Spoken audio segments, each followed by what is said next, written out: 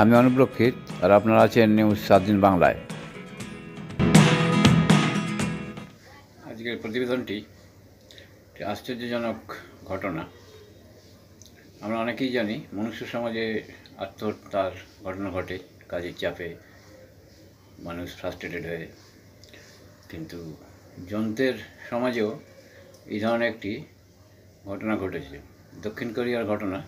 একটি রোবট ধরে নেওয়া হয়েছে আত্মহত্যা করেছে।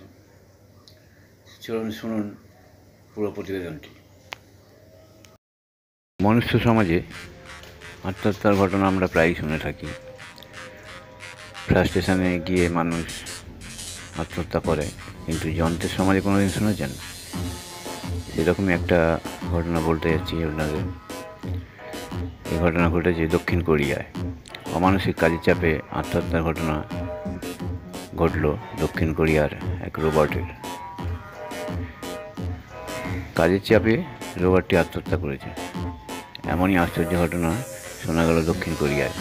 সেখানে গুমি শহরের সরকারি কার্যালয়ে কাজ করতে গিয়ে এই ঘটনা ঘটায় রোবটটি। সম্প্রতি ওই রোবটটি সিঁড়ি থেকে ঝাঁপ দেয়। তার আগে বারবার গোল হয়ে পড়ছিল রোবটটি, যেন কিছু করবে তা বুঝতে পারছিল না। কেন রোবটটি এমন করলো তা জানতে স্থানীয় প্রশাসনের তরফে ঘটনার তদন্তের নির্দেশ দেওয়া হয়েছে। জানা গেছে, ক্যালিফোর্নিয়ার একটি সংস্থা এই রোবটের নির্মাতা। গত আগস্ট মাস থেকে সেটি দক্ষিণ কোরিয়ার ওই সরকারি কার্যালয়ে কাজ করছিল। কর্মী হিসাবে পরিচয়পত্র ছিল রোবটটি।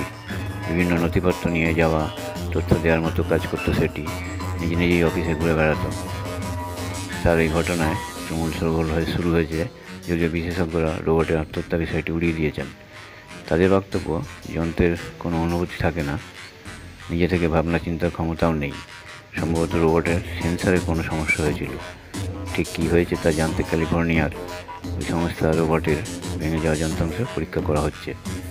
প্রতিবেদন নিউজ 7 দিন বাংলা।